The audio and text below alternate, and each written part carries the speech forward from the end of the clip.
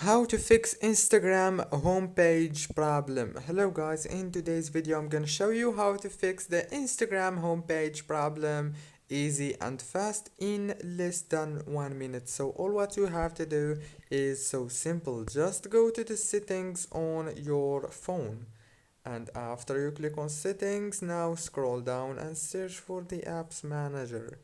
Click on apps like this, and now all what you have to do is click on apps again, then search for Instagram like this, click on Instagram, and now make sure to follow what I'm gonna do.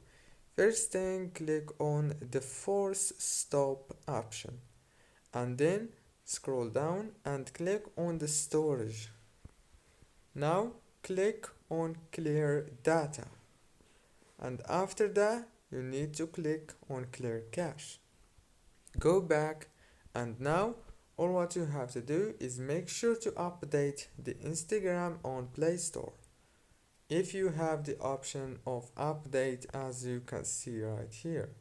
And then all what you have to do is restart your phone, and the Instagram must be working for you well. Don't forget to like, subscribe. Thank you for watching until the end.